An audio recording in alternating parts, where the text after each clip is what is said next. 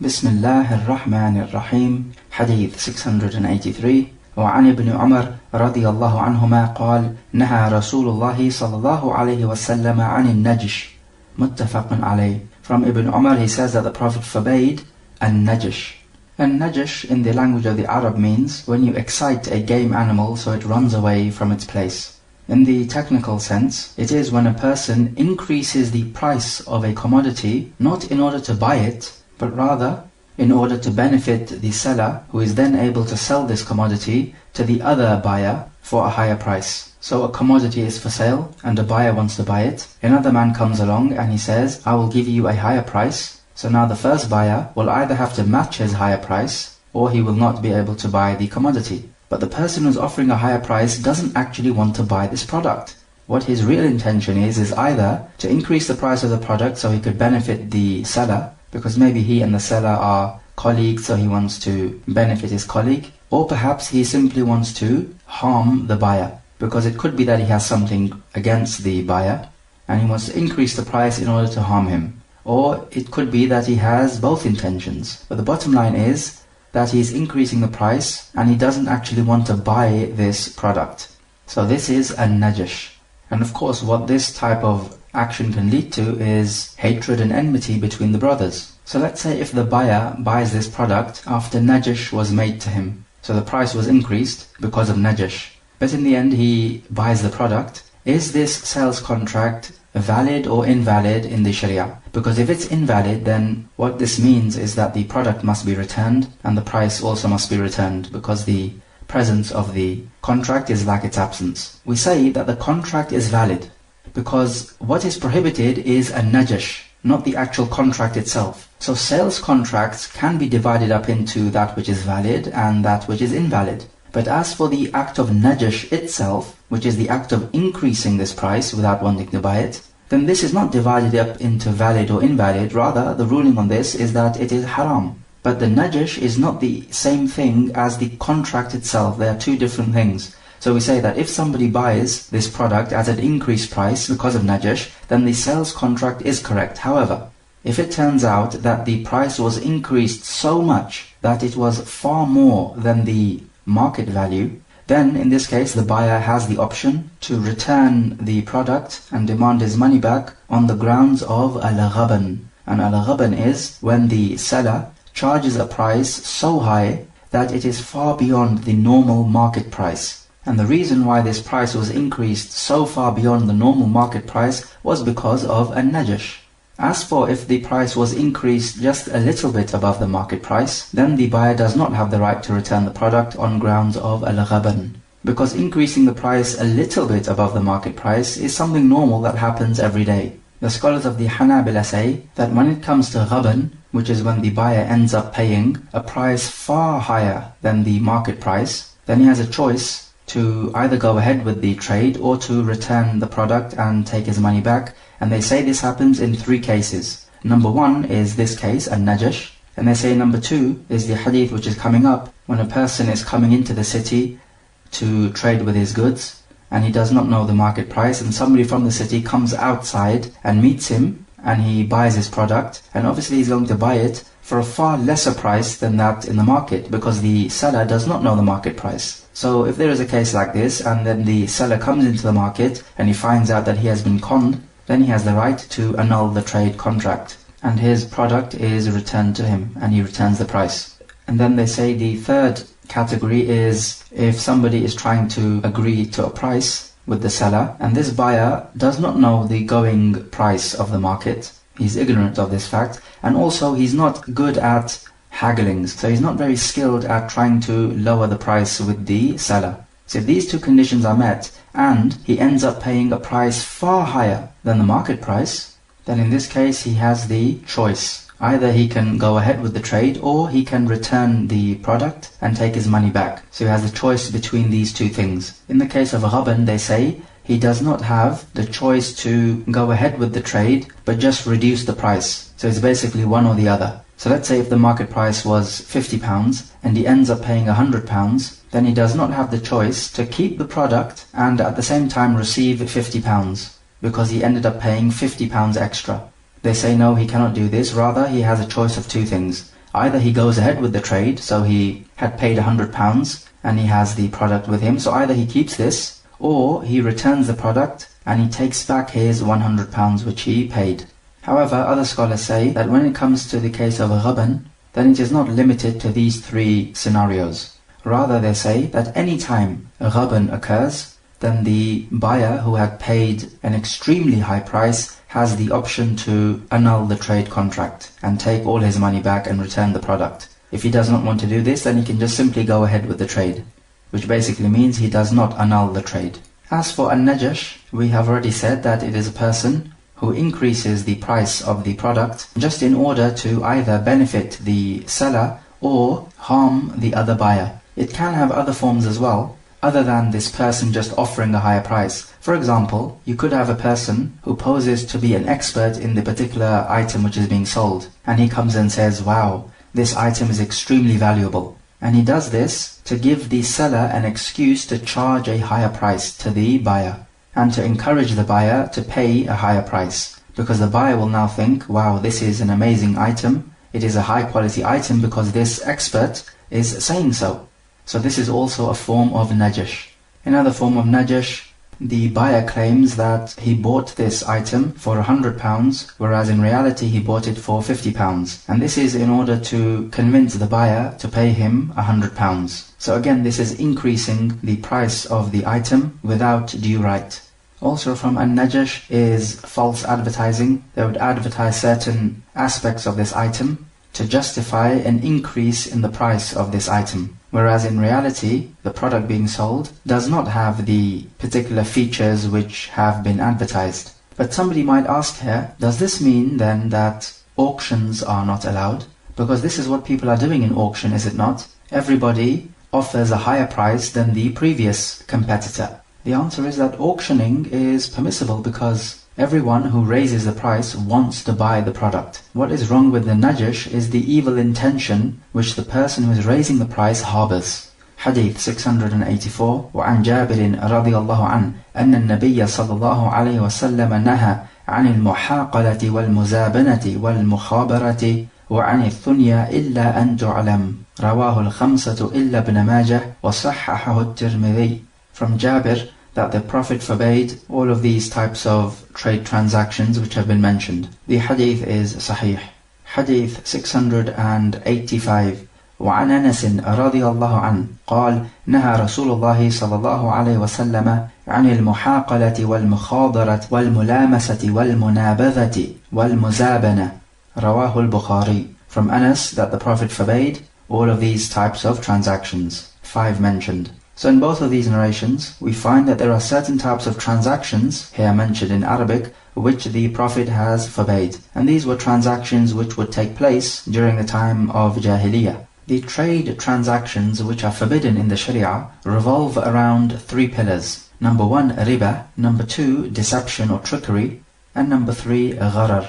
Gharar, of course, being something which has jeopardy involved. So either the item you're selling doesn't exist, or it does exist, but you are not able to deliver it to the buyer, or you're unlikely to deliver it to the buyer. Or thirdly, you are able to deliver it, but the actual item is unknown, so the buyer does not know exactly what he will be receiving. So gharar is something which involves jeopardy, and it is a type of gambling. And all of these transactions which are mentioned in these 2 narrations involve either gharar or riba. And of course, previously we mentioned najash, this involves deception. So let us talk about these forbidden types of transactions. Both of these narrations mention al-muhaqala. This comes from the word al-haqal. This is when you sell grain which is in its spike or its ear for grain which is outside its spike. There are 2 things which are haram with this. Firstly, it is riba, because when you exchange grain for grain, then it must be of equal quantity. But the point is that the grain in the spike, you don't know how much it measures in its scale. And so therefore you enter upon riba al-fadl, where you exchanging 2 ribawi items, meaning items on which riba runs, and they are not equal in their amount. And when we say exchanging grain for grain, they are grains of the same type, so grain of wheat exchanged for grain of wheat. So if you exchange grain of wheat for another type of grain of wheat, then they both need to be equal amount in their measure. If you don't know the measure of one of them, then this is haram. Rather, it is a condition that you must know that they are of equal amount. otherwise it will be riba al-fadl. The second haram element in this is that selling grain in its spike is a gharar, because you don't know what this grain will look like. So you don't actually know what you are receiving. You cannot be sure whether it will be good quality or poor quality. And so if there is this uncertainty involved, then this will most likely lead to dispute. So al-muhaqala has two things wrong with it in the Sharia: riba and gharar. Then we also learn about al-mukhabara. Al-mukhabara comes from the word khabar, which means a field in which plantation takes place. So what happens here is that a man owns a field and he hires a worker to plant the crops in this field, and the wages of the worker will be that he will have some of the crops which the field produces. You might think initially, what's wrong with this? It seems perfectly halal. We say yes, actually al-mukhabara is perfectly halal, but what is being forbidden here is the type of mukhabara which the people of Jahiliyyah would do. So they might make the stipulation, the owner will say, you can have the barley which grows and I will have the wheat which grows. Well, the problem with this is that not much barley may grow and a lot of wheat will grow. So in this case, the owner of the land will be enjoying much of the produce of this land, whereas the worker will not be enjoying much of the produce. So what will this lead to? Yes, it will lead to enmity and ill will. Or for example, the owner of the land says, you will have whatever comes out from the east part of the land, and I will have whatever comes out from the western part of the land. Again, this is an invalid condition because the east part of the land may not produce much crops, whereas the western part may produce much crop. Again, this will lead to enmity and hatred, and a feeling that he has got his one-up over me, or he has profited at my expense. Or for example, the owner of the land may say, from the crops which are produced, I will have 100 sa' and you can have the rest. The problem with this is that if the total produce is 100 sa', then the worker receives nothing. Or for example, if the total produce is 105 sa', then the worker will only receive 5 sa', and the vast majority goes to the owner of the land. So again, this is an invalid contract. Or for example, the owner may say, you work on my field and I will have the produce of the first year and you can have the produce of the second year, and so on. We can alternate. Again, invalid, because the first year may produce much crops and the second year may not produce much crops. So again, this will lead to feelings of enmity and hatred. So all of these conditions which are made contain a gharar, or a jeopardy, because you do not know what you are going to receive. And whenever you have gharar in a contract or some kind of uncertainty, then this will lead to feelings of enmity, hatred and disputes. Similarly, if the owner of the land says, you work on my land and you can have the fruits which come out of the date palm tree which is near the pond, and I will have the rest. Again, this is invalid because you don't know whether this date palm tree will produce many fruits or not. So again, we have a gharar involved. The mukhabara which is permissible is when they will agree that the worker will work on the field and the worker will take a specific percentage of the crops which grow. So they might decide on 50% each, or they might decide on 60%, 40%. But the point is they have agreed to a specific percentage which the owner will take. Because here now there is no gharar. The worker knows how much crop he will receive. So for example, they will agree that the worker will receive a half from each type of crop. For example, a half of the dates, and half of the barley, and half of the wheat, and so on. Because in this case there is no gharar involved and everything is known, so therefore there is no room or avenue for any disputes and argumentation. This is permissible, and in fact this is what the Prophet did with the Yahud of Khaybar. That the Yahud of Khaybar will work on this land and they will have a fixed portion of the crops. The third type of contract forbidden, al-thunya. This comes from istithna, which means to make an exception. This is whenever you sell something but you make an exception to the total item which you are selling. So for example, a person says, I will sell you 10 date palm trees except one. But the one date palm tree on which the exception is made is unknown. So this is not permissible because we have a gharar involved. Or for example, he might say, I will sell you this flock of sheep except 10 from them. But these 10 are unknown. So the exception which you're making is unknown, therefore it is haram to make this kind of sales transaction. But if the exception is known, then this is permissible. This is why the Prophet said, إِلَّا أَن تُعْلَمْ. except if it is known. So if he says, I will sell you these 10 date palm trees, except this particular one over here. So here he specifies which exception he's making. And this is, of course, permissible, because everything is known. Or for example, he says, I will sell you this pile of food, except 3 sa of it. So here he's made a known exception to the amount which he's going to sell. Or he says, I will sell you this piece of land, except this piece of 30 meters, because I need this for myself. So this is permissible, because the exception he has made is well known. Then the other trade contract forbidden is al-mukhadara. And this is simply selling fruits or grains before they have become ready to be sold or ready to be eaten. This is before the fruits become ripen, they are subject to being spoilt. So if you sell these fruits before they ripen and they become spoilt, then the buyer will not want to buy it anymore. But the seller will say, no, you paid me the money, we agreed to it, and we have to go ahead with it. So this will lead to argumentation and disputes and feeling of enmity and hatred. So you're not allowed to sell this before they ripen, or before the grains become hardened.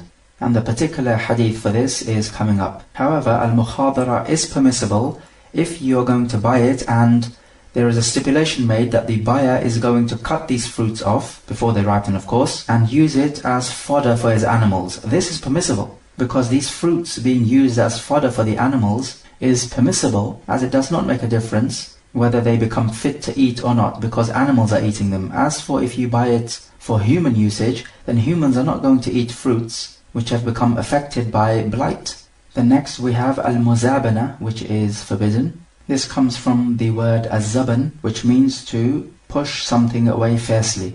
And this is when you have succulent dates on the date palm tree, and you exchange these or trade these with dried dates which are in the possession of someone else. And the reason why this is haram is because it is riba. Exchanging dates for dates must be done on the condition that, firstly, it must be a hand-to-hand exchange to avoid riba nasi'a, which is deferred payment, and secondly, it must be of equal measure, so the kayl must be the same. This is to avoid riba al-fadl, or the excess riba. But the problem is that when it comes to the succulent dates, then it is not possible to measure them using the kayl, because they are clearly different to the dried dates. So in this case we would have a situation where we do not know the measurement of the succulent dates. We do know the measurements of the dried dates, as they can be measured using the mikyal. So if you're exchanging dates for dates and you don't know the measure of one group of dates, then this is haram, and it comes under riba al-fadl.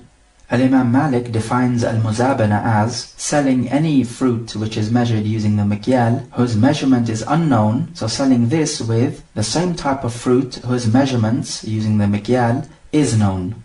And the example of the succulent dates and dried dates is an example of this. But Al-Imam Malik's definition is broader than just the succulent date, dried date example. However, we do have an exception made to al-muzabana, which is the trade of araya.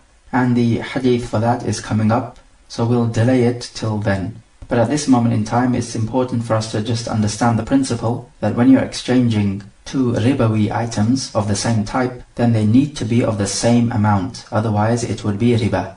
Then we also have al-mulamasa, prohibited. It comes from the word lams, which means to touch something. And this is where the seller would tell the buyer, any clothing which you touch will be yours for such and such a stated price. Well, in a case like this, the buyer is going to touch what he feels to be the most expensive clothing. And so if this happens, then he will buy a very expensive clothing for a very low price. And so he will be gaining at the expense of the seller. Or for example, if he manages to touch a clothing which is of poor quality, then he will be paying a high price for poor quality clothing, in which case the seller will gain at his expense. So we can see the aspect of gambling which is involved here.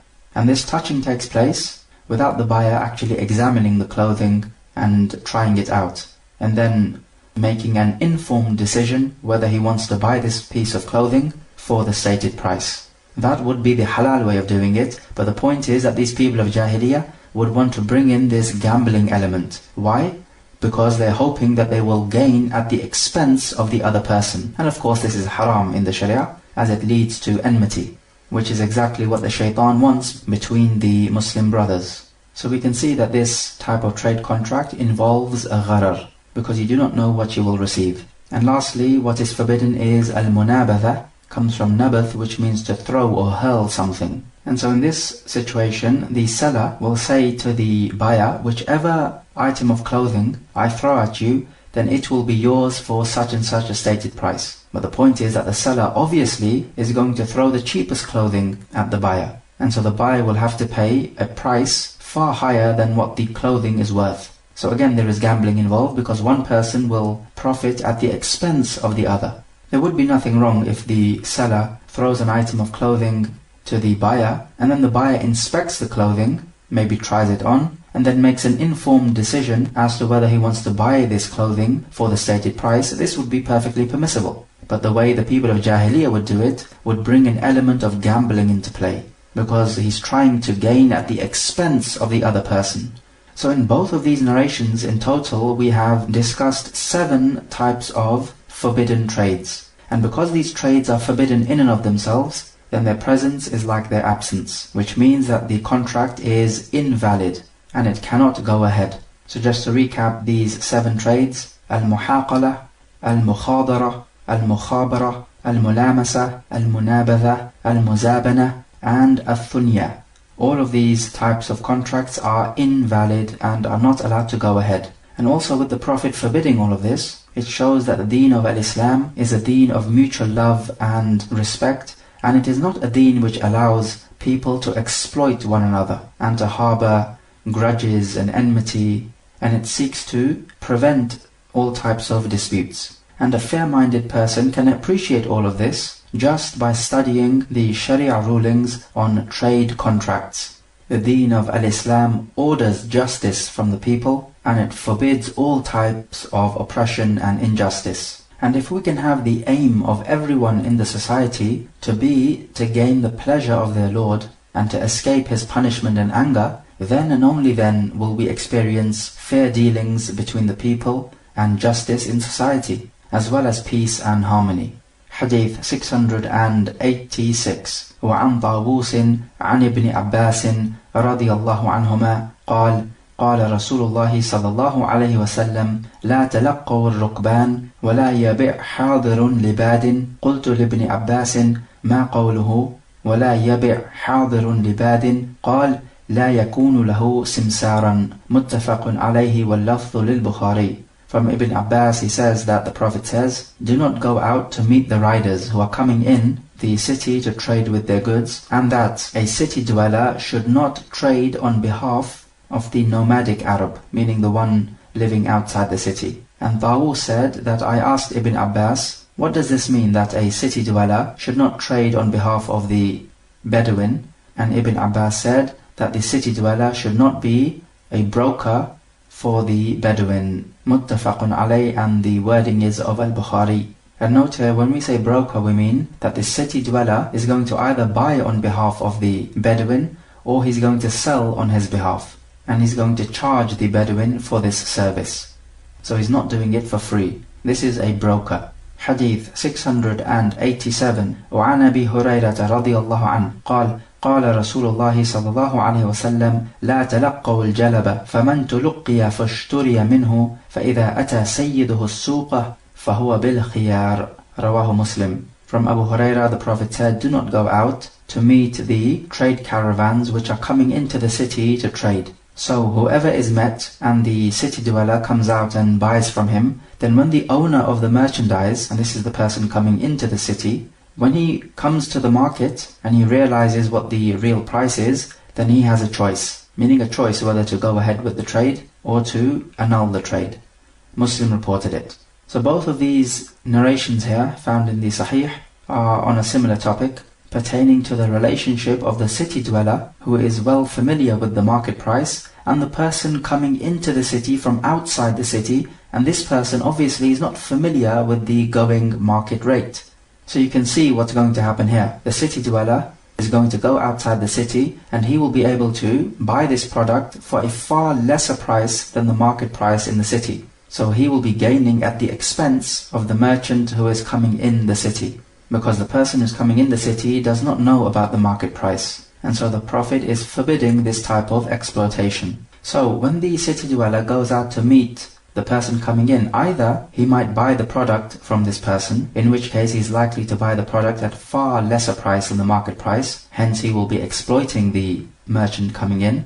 Or he might tell the merchant, look, give me your product and I will go in the city and trade on your behalf. Because I am familiar with the market price, you are not, so I'll do a better job of it than you. The Prophet says even this is not allowed. Why is this? Because if the city dweller does this and he acts as a broker, then this is going to harm the people in the market of the city. Because if the person from outside the city comes into the market and trades, then this will be more profitable for the people in the market inside the city. But as for if a city dweller trades with the people in the market of the city, then these people will end up paying a higher price because the city dweller will be better at haggling, he will have more knowledge of the market prices, and so clearly this will be more injurious to the people in the city market. Rather, the Prophet is saying here, leave the people alone, let them deal with each other. You do not need to interfere in other people's business. Ibn Abbas says that the city dweller must not be a broker. A broker charges the price for his service, but we say that the generality of the hadith must be followed, and we say there is no difference whether the city dweller acts as a broker, so he charges for his service, or if he simply does it for free. Either way, it is haram. So we can take from this hadith that the Sharia is concerned with preserving the wealth of the people and prevents people from exploiting others. Some people might say, but nowadays, even the person coming from outside the city will be well aware of the prices in the city. Especially nowadays when you have electronic media and you can check up the prices. So therefore the illah or the justification of the hadith now does not apply. Therefore it should be permissible for people to go out and meet the one coming in. We say no, it's best to cut this situation off from the root. So rather the trading must be done when he finally enters the city and the market and he knows what the market price is firsthand. And this is certainly safer and closer to following the hadith.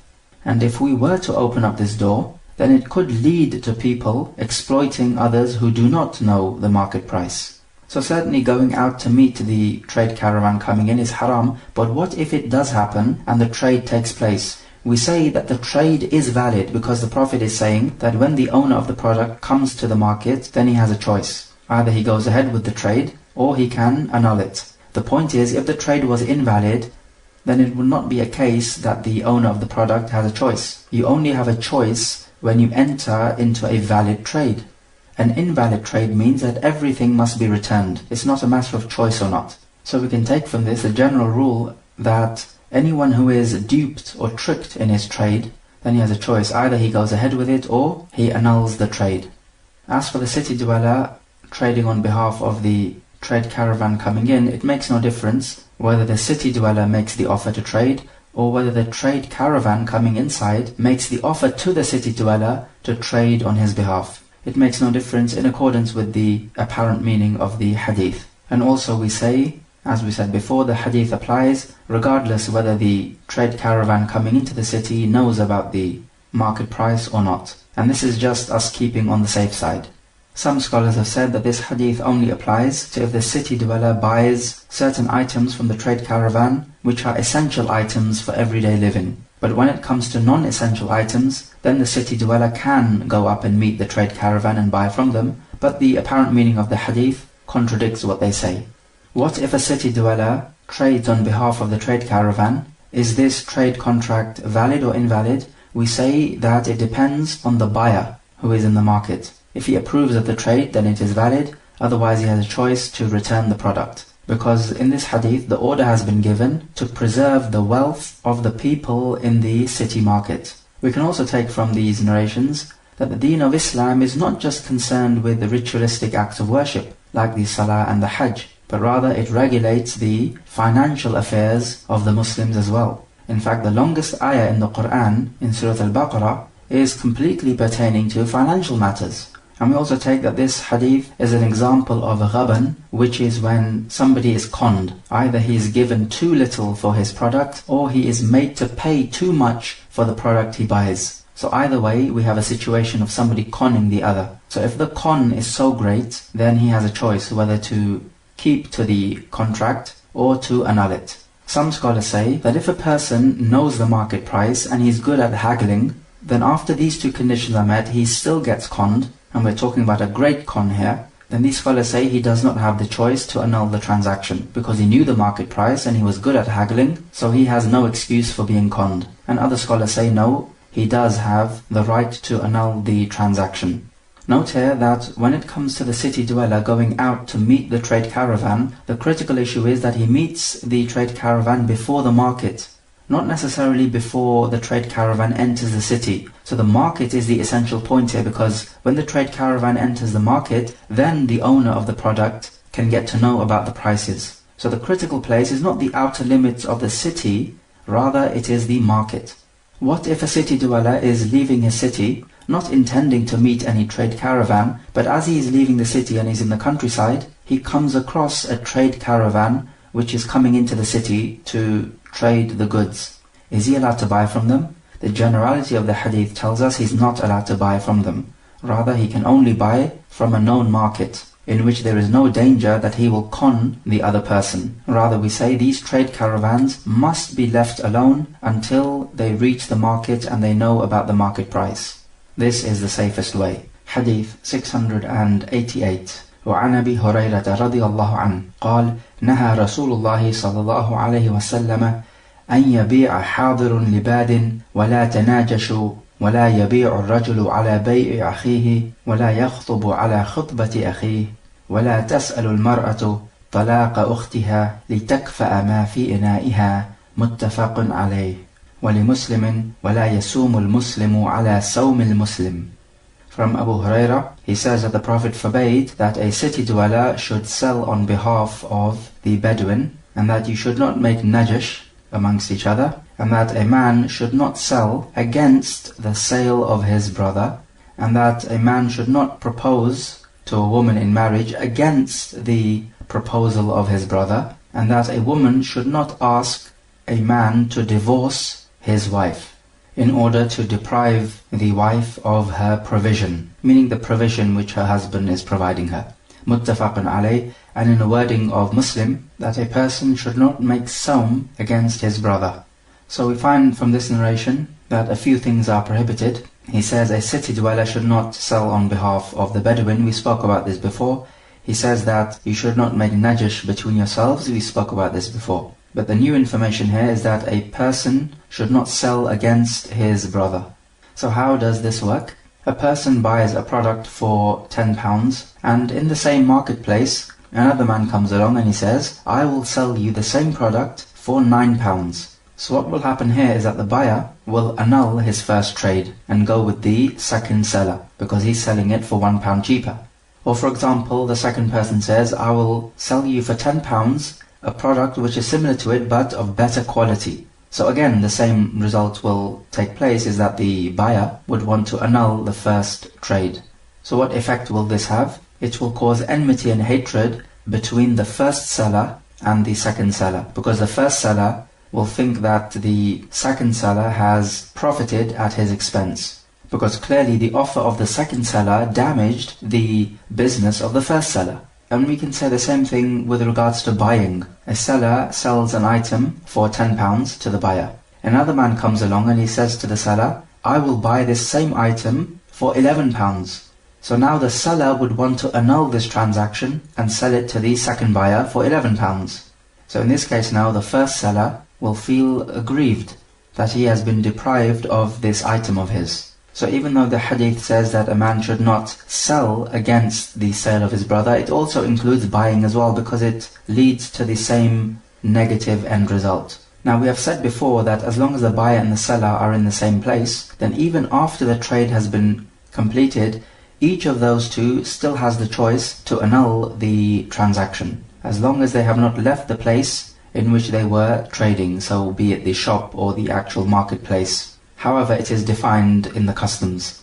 When they leave each other, however, then none of them has the right to annul the trade. So then the trade becomes absolutely binding. So, when they leave each other, does this hadith still apply? Meaning to say, after they have left each other, can another person come in and tell the seller that I would have bought that very same product for a higher price? Some scholars say, yes, he can do that, because now the seller cannot annul the transaction. and the sale becomes binding because the buyer and seller have left each other, meaning they have left the place of trade. However, the correct opinion is that even after the buyer and the seller have left each other, the other person cannot come in and offer a higher price to the seller, because this will lead to the seller regretting the sale.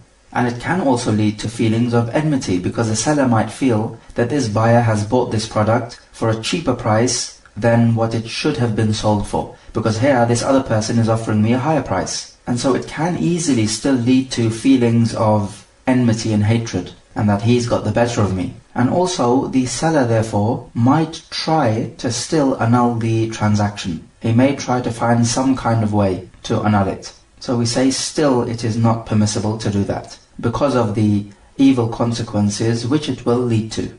And we can say the same thing about leasing contracts. A person leases out an apartment for a price to which they agree, and another person comes and he says that I will rent out your apartment for a higher price. Again, this is not allowed, and the reason is the same. The idea is to prevent feelings of hatred and enmity, and to prevent people thinking that the other person has got the better of me. So we ask ourselves now, if a trade like this was to happen, that a person sells against the selling of his brother, or he buys against the buying of his brother, then what do we say about this type of contract? We say it is invalid and not effective in the Sharia, because the Prophet has forbidden this very trade itself. So its presence is like its absence. Note here that the Prophet says he should not sell against the sale of his brother.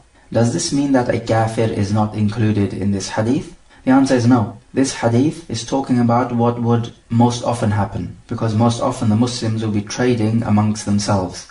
However, if a kafir is involved in this trade, then if he is somebody whom the Islamic State respects and upholds his honor, then this hadith applies to him. So if he is a dhimmi, who is a kafir living in the Islamic State and paying the jizya, as opposed to paying the zakah, because the Muslims pay the zakah, then this hadith applies to him because his wealth and blood must be respected.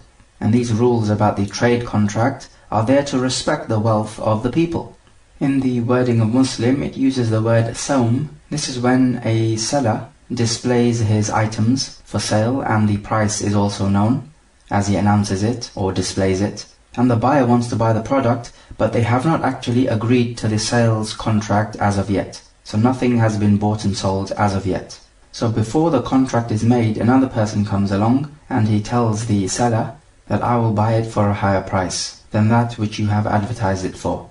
So this action is not allowed. Or we could go the other way as well. The buyer comes into the shop and he wants to see a particular item because he wants to buy it, and the seller displays it in front of him and he tells him about the price. Clearly the buyer wants to buy this item, that's why he came into the shop. But before they actually conclude the contract, another person comes along into the market and he says to the buyer, I will sell you a similar product for a cheaper price. So again, this is not permissible, because it will lead to feelings of enmity and hatred between the brothers. Now notice here, what is being prohibited is the actual sawm itself, which is when you make that better offer. And the actual sawm is not the same as the sales contract.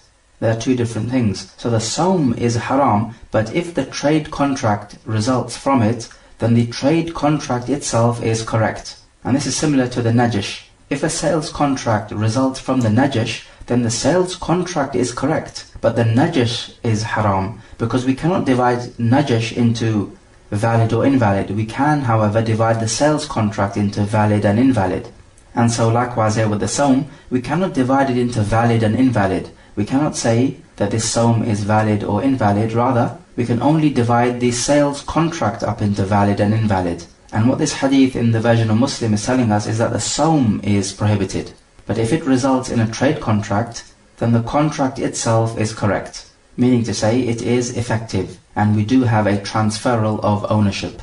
When the Prophet speaks about selling against the sale of your brother, then what is prohibited here is the actual sale itself. So in that scenario we said that the actual contract itself is invalid, because what the Prophet forbade there is the actual sales contract itself, and this took place after the first sales contract. So when the Prophet forbids a particular type of sales contract in and of itself, then we can say that it is invalid, and that we do not have a transferal of ownership.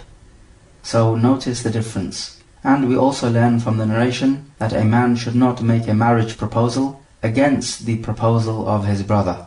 And when we say marriage proposal, what we mean is that a man goes to the wali of the woman, normally likely to be her father, and he seeks to take his daughter in marriage. So he's actually asking the wali of the woman. Then of course the wali of the woman will seek permission from the woman, and if she is happy, then the contract can go ahead. But the point is that if somebody does this, then another person comes along and he makes a proposal to the wali of the woman. So this is not allowed, because if the woman accepts the second person, then the first person who proposed, how will he feel? He will feel that this second person has deprived him of the opportunity to marry this lady. And so it will induce feelings of bitterness and enmity and hatred. But if the second person did not know about the proposal of the first, then in this case, he has not committed a sin. If he knew about the proposal of the first person, it is obligatory upon him then to withdraw his proposal. Otherwise, it is not obligatory, because he has not committed a sin and he did not do it intentionally. With regards to a person proposing against the proposal of his brother, then if the marriage contract takes place because of the second proposal, and remember the second proposal was haram, then is the marriage contract itself correct or not? Meaning to say, do they become husband and wife or not? Most of the scholars say that the contract itself is correct, even though what the second person did in proposing against the proposal of his brother was haram, but the contract itself is correct, because there's a difference between the contract and the proposal. Certainly the proposal was haram, but the contract was correct. And what makes two people into man and wife is the contract, not the proposal. Dawood al-Zahiri says that the marriage contract is invalid, so they are not man and wife. And this would be interesting, because you could have a marriage contract in which all of the essential pillars of a marriage contract are met, but yet this madhab would say that the marriage contract is invalid. There are scenarios in which the second person can propose after the first person has proposed, and this is when the second man seeks permission from the first man to propose to this woman, and the first man allows him, so this is permissible. Or if the second person does not know that the first man has proposed, so he was ignorant, so this second proposal now is permissible. Or thirdly, that the woman rejects the first proposal, so now the second proposal is permissible, although we can say it's not strictly being proposed against the first proposal, because the first proposal really now is finished. Fourthly, and similarly, if the first man leaves the proposal, so now the second man can come in and propose. We also learn that it is not permissible for a woman to ask a man to divorce his wife, as this would deprive his wife from her provisions. This is because the husband, of course, provides for the woman. So the provision of this wife is coming through her husband. So if her husband divorces her, then she's being deprived of her provisions. And this narration is not specific to if a man has two wives, and one of the wife asks her husband to divorce his second wife. Rather, it could be any woman asking a man to divorce his wife, because the narration is general. What about this situation? A man is married and he wants to take a second wife, and this second woman says that I'll marry you on the condition that you divorce your first wife. So clearly now this second wife is asking the man to divorce his first wife. We say that this comes underneath this hadith, and she does not have the right to make this condition, because this condition goes directly against this hadith, which is telling us that a woman is not allowed to ask a man to divorce his wife, because this will lead to the provision of the wife of the man being cut off, because her provision is coming from the husband. So we say this condition is fasid, and every condition which is not in the book of Allah, meaning not in accordance with the Sharia, is batil, so its presence is like its absence. So the contract can go ahead, but this condition is not to be respected. And this will become just like the example with Barira, when she entered into the mukataba contract, and her owners wanted her wala. And the Prophet said initially, give them the wala, and then he annulled it afterwards when he gave the khutbah to the people. And of course we've spoken about that hadith. However, what if we go ahead with the contract, and the husband does not divorce the first wife? What do we say now? Does this second wife now has the right to revoke the marriage contract? We say it depends. if she knew about the ruling that a woman is not allowed to ask a man to divorce his wife, then she does not have the right to annul this marriage contract on the basis that the husband is not keeping to his condition, because the condition in the first place was invalid, so its presence was like its absence. So there is no condition to keep. Hence, this woman does not have the right to annul the marriage contract, and she has to stick with him. Not only that, but if the second wife and the man knew that it is haram to agree to this fasid or invalid condition, then both of them should be punished with ta'zir. If they did not know, then she does have the right to annul the marriage contract on the basis that the condition was not fulfilled. Even though this is an invalid condition, but because she did not know about it, we cannot take her to task. And so this is why it's so important to learn about this deen and about the sharia rulings pertaining to whatever you're doing in life, whether it is business transactions or marriage contracts, so that you do not fall into this error and then you regret it later on. However, what if a woman asks a man to divorce his wife, not because this woman has a grudge against the wife of the man, but it is due to the benefit of the man himself? For example, a man and a woman are married and they just cannot get along with each other, and the woman has a very sharp and stinging tongue, and she does not give the man his rights, and she clearly is not a very good wife, and no other solution seems to be working, and they cannot find any sort of reconciliation. So another woman comes along and gives the man an advice and tells him to divorce his wife because this will be better for you. We say in this case it is permissible because it is due to the benefit or the welfare of the man, and there are no selfish reasons for this. Likewise, if a woman asks a man to divorce his wife because it is for the benefit of his wife, then again this is permissible. For example, a man could be mistreating his wife, and clearly the wife is suffering and nothing else seems to be working, so another woman comes along and she gives some good advice to the man and convinces him to divorce his wife. This is permissible because the basis for her asking the man to divorce his wife is sound. On the other hand, if she asks the man to divorce his wife because of selfish reasons, just as in the example which we gave, she says that I'll marry you as your second wife on the condition that you divorce your first wife. So this is clearly a selfish reason, this is not permissible. Or for example, if she wants to cut off the provision of the first wife, just as the hadith is worded, then this is also not permissible, because these are selfish reasons and they are not for the genuine benefit of someone else, be it the man or his wife. So in summary, what is the common thread running through this narration when the Prophet tells us that a city dweller should not sell on behalf of the Bedouin, and that you should not make najash, and that you should not sell against the sale of your brother, and that includes buying, nor make a proposal against the proposal of your brother, and that a woman should not ask for the divorce of a man's wife? We find here the common thread running is that the Sharia is trying to prevent feeling of enmity and hatred between the Muslims, and also is preventing Muslims from taking advantage of each other and exploiting each other, because again this will lead to feelings of bitterness and enmity and hatred, which will eventually lead to disunity, which is exactly what the kuffar want. Hadith 689. وعن أبي أيوب الأنصاري رضي الله عنه قال سمعت رسول الله صلى الله عليه وسلم يقول من فرق بين والدة وولدها فرق الله بينه وبين أحبته يوم القيامة. رواه أحمد وصححه الترمذي والحاكم ولكن في إسناده مقال وله شاهد.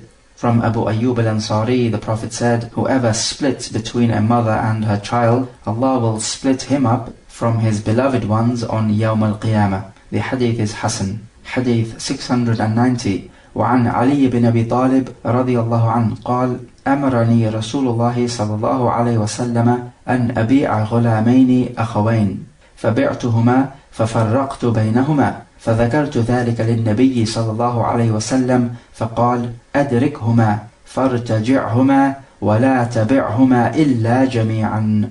رواه أحمد ورجاله ثقات وقد صححه ابن خزيمة وابن الجارود وابن حبان والحاكم والطبراني وابن القطان. From Ali ibn Abi Talib, he says that the Prophet ordered me to sell 2 servant boys, and both of them were brothers. So he says, I sold them, but I sold them separately. And I mentioned this to the Prophet, and he said, go to them and return them, meaning you have to cancel the sale, and do not sell them except together. Shaykh Al-Albani has graded this hadith to be da'if, although it does have supporting evidences, so we can accept it. So we find then that both of these two hadith are talking about the same topic. You are not allowed to sell two people who are related to each other separately. So we learn you're not allowed to separate between a mother and her child. This is if the mother is a servant woman, and you sell the servant woman, and in so doing you're going to split between her and her child. This is not permissible. So if you're going to sell her, then they have to be sold together. Or if you're going to free her, then they both need to be freed. Because if you free the mother but the child is kept as a servant, then this will lead to a split between them. And as we can see from the warning, that this is a major sin, because a specific warning has been given on Yawm al-Qiyamah. And this warning or punishment which has been mentioned is in complete agreement with the general principle in the Sharia, al-jaza'u min jins al-amal. Your reward is of the same type as your action. So in this world you split up between two people who are beloved to each other. So on Yawm al-Qiyamah, fittingly enough, Allah will split you up from those who are beloved to you. So we say this is a kabira, or a major sin. So we know you're not allowed to split up two people who are related to each other, but how do we tell that their relation to each other is close enough for us not to be allowed to split between them? We simply say this: if there are two people, let's suppose one is a male and the other is a female, are they allowed to marry each other or not? So if they're so closely related that they're not allowed to marry each other, then we say you're not allowed to split them up. If they are allowed to marry each other, then you are allowed to split them up. So if you have two servant boys, but they are both cousins, so in this case you are allowed to split them up. Because if one was a male and the other one was a female, they would be allowed to marry each other, because you are allowed to marry your cousin. So we say in this case, you are allowed to split up between them and sell them separately. So in the case of Ali ibn Abi Talib, he sold two boys who were brothers. Clearly if one was a male and the other one was a female, they would not be allowed to marry each other. Therefore we say the rule is they are not allowed to be split up. However, if we have a situation where we have a mother and her daughter from breastfeeding, and both of them are servants, then are we allowed to split between them if we are selling them? So we sell them separately? Well, they have a mother and daughter relationship. However, this is not a blood relationship. It is a breastfeeding relationship, so it is not as powerful as a blood relationship. So we say that even though they are so closely related to each other through breastfeeding, that if one was a male and the other one was a female, they would not be allowed to marry each other. But because their relationship is a breastfeeding relationship, we are allowed to split up between them. So there is a difference between a blood relationship and a breastfeeding relationship. Some ulama have said that you are allowed to split up between a mother and her child if the child reaches puberty or above, because then the love and the compassion of the mother for the child will not be as severe. And also when the child becomes an adult, he becomes a lot more independent and does not particularly need the mother for support. However, the hadith is general, so it is safer to stick to the generality of the hadith, and we say that you don't split up between them, no matter what the age of the child. We take from the hadith the mercy which Allah Jalla wa Ala has for His slaves, because He does not want them to undergo a suffering which they cannot bear. And this is what would happen if you separate between a mother and her child, or between two family members. The ulama have also included in this when a husband and a wife split up and the wife takes custody of the children and she does not allow the father to see the child. So here the wife is splitting up the man from his children. And so they say the same ruling applies here, that she is under threat, that on Yawm al-Qiyamah Allah will split her up from her beloved ones, because your reward is of the same type as your actions. And this is something which you find happening much, where there is a divorce case and children involved. You could find that the woman does not allow the father to see the children. And so this situation completely agrees with the hadith of Abu Ayyub al-Ansari. With regards to splitting up two family members, the ulama have made an exception, and they say that if it is the case that you have to exchange a Muslim prisoner of war with a Kafir prisoner of war, and if in so doing you're going to split up between two family members who are closely related through blood, then this is a case of necessity. because it is better to free one of them than to keep both of them as prisoners of war with the kuffar. We take from the hadith of Ali ibn Abi Talib that the Prophet told him to go back to these two boys, return them, meaning cancel the trade, and only sell them together, which means to say that if you undergo an invalid trade contract, even if you did not know about it, it remains invalid and it must be annulled. Just as the Prophet ordered Ali here to annul the trade contract, because he did something which was in direct contradiction with the Sharia. And whoever does something not in accordance with this matter of ours will be rejected. So this trade contract therefore is rejected, even if he did not know about it. But the point is, he is not sinful. But if you do something which is invalid knowingly, then not only is the contract invalid, but you are sinful on top of that. So we say the lesson is, if you conclude a contract which is in contradiction with the Sharia, then you must go and annul the contract, because its presence is like its absence. Hadith 691. وعن أنس بن مالك رضي الله عنه قال: غلى السعر في المدينة على عهد رسول الله صلى الله عليه وسلم فقال الناس: يا رسول الله غلى السعر فسعر لنا. فقال رسول الله صلى الله عليه وسلم: إن الله هو المسعر القابض الباسط الرازق، وإني لأرجو أن ألقى الله تعالى وليس أحد منكم يطلبني بمظلمة في دم ولا مال. رواه الخمسة إلا النسائية وصححه ابن حبان. From Anas ibn Malik, he says that prices in the market had risen during the time of the Prophet, and so the people came and they said, O Messenger of Allah, the prices have increased, so adjust the prices for us, because they were far too high. And the Prophet replied, Allah is the one who sets the prices, He is the one who withholds and who spends lavishly, and He is the one who provides. And I hope that I will meet Allah Ta'ala, and there will be none amongst you who will charge me with any wrongdoing pertaining to blood nor wealth. The hadith is sahih. We find in this narration that the price of the food in Al-Madinah had increased, and the likely cause for this must have been drought, which will lead to a shortage of crops, and so you would not have any trade caravans coming from Sham to Al-Madinah. And because of this shortage, the prices would have increased. So the people came to the Prophet to complain about this situation, so that the Prophet could set a reasonable price for the food, which the trade caravans could charge the people. But the way that the Prophet replied is that ultimately the variation of this price is due to Allah Jalla wa Ala, because if Allah withholds the rain, this will eventually lead to the price of the food increasing. And so it is Allah Jalla wa Ala who withholds the provision by, for example, withholding the rain, or perhaps He can spend lavishly by giving you much rain and much crops. And all of this is done in accordance with His hikmah or wisdom. And He also tells them that if He was to interfere in the dealings of the people in this way, then He will be limiting what the people can do with their wealth, and this will clearly be an oppression. And He's saying that I hope that I will meet Allah Jalla wa Ala, and there will be none amongst you who will make a charge against me of oppression pertaining to blood or wealth. And so we take from this hadith that the Sahaba would come and complain to the Prophet when they would be suffering some kind of misfortune.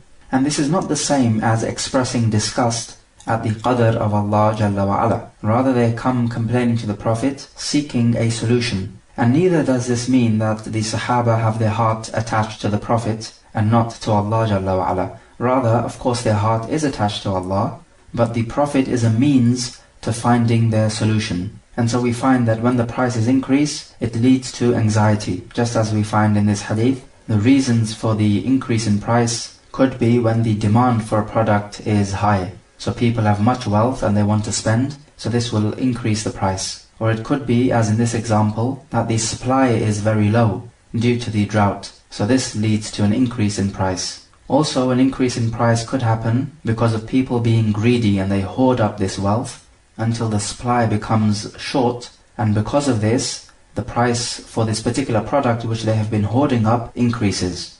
So this third type now is a man-made price increase or inflation, and this is sinful. And the next hadith explains this. So what the Prophet is saying here is that the price of the market must be left to the forces of economics, which are the supply and demand, and that it is not for a ruler to interfere in this. Because if he does, then there will be people who will feel that the ruler is oppressing them and is damaging their trade. So this is why the Prophet does not want to die and have somebody who will complain to Allah that the Prophet has damaged his trade and has oppressed him financially. Likewise, the Prophet does not want to have anyone making a charge against him of oppression with respects to blood affairs, like killing someone you're not supposed to kill. However, we say that if the reason for the price increase or inflation is man-made, so people are hoarding up a particular type of wealth so that its price increases, then in this case, the ruler does step in and he sets an appropriate price. Because what's happened here is that those people hoarding up the wealth, they are sinful. Otherwise, if the price increase is due to natural causes of supply and demand, then the ruler does not step in. And related to this issue about oppression is also taking taxes which the governments do. In the Islamic form of government, zakah is taken from the Muslims and jizya from its non-Muslim citizens. Financial penalties can be meted out for certain wrongdoings, but as for this idea of regularly taking taxes, then this is taking people's wealth without due right, and it is a form of oppression. So you'll actually find that the kafir would be financially better off living in an Islamic state, because all the different types of taxes which he has to pay living in a kafir system works out far more expensive for him financially than living in an Islamic state. So in an Islamic system of governance, you cannot just go around taking the wealth of the people by charging whatever tax you want to charge. The wealth of the people living in the Islamic state is haram, which means it is sacred and not allowed to be touched except with a Sharia valid reason. Hadith 692. وعن معمر بن عبد الله رضي الله عنه عن رسول الله صلى الله عليه وسلم قال لا يحتكر إلا خاطئ. رواه Muslim. From Ma'mar ibn Abdullah, the Prophet said, nobody hoards up the goods except a sinner. Muslim reported it. So ihtikar involves two things. Firstly, he will buy products and hoard them up until a time when the price of these products really increases, so he's able to sell this product at this high price. Or it could mean that he has this product and he will only sell it at a price which he is content with, and not care about how much difficulty this causes other people. So this is if a person has a monopoly on a particular market and he abuses this power and he charges an extremely high price. So all of this is from ihtikar. Some ulama say that ihtikar only applies to the necessary items, like the foodstuffs which people are in dire need of. As for excess items which are not necessary, then ihtikar can be made on these items. But the hadith is general, and we are better off sticking to the generality of the hadith. And related to this idea also is a person intentionally sells his item for a very high price so that people will start to think that this must be an extremely high quality item, and so they will actually buy it. So we say no, this is not permissible because this is a type of trickery and a deception of the people. And what we say is that the person guilty of al-ihtikar must be forced by the ruler to sell the item at an appropriate price. So this hadith is linked in to the hadith previously, where the ruler is not allowed to interfere with the prices except if the inflation is man-made due to man's greed. And also we take from the hadith, it is obligatory to give sincere advice, just as the Prophet is doing here. He's telling us that nobody makes ihtikar except the one who is a sinner. So ihtikar is therefore a sin, and people are discouraged from it. Let us take some review questions. So question number 1. At the beginning of the track, we mentioned 7 types of forbidden trades. Recall what they are. Question number 2. Explain this issue about asking a man to divorce his wife. When is it impermissible, and when can it be permissible? Question number 3. How are the prices in a market to be determined? And explain whether the ruler can interfere in setting the prices of the market.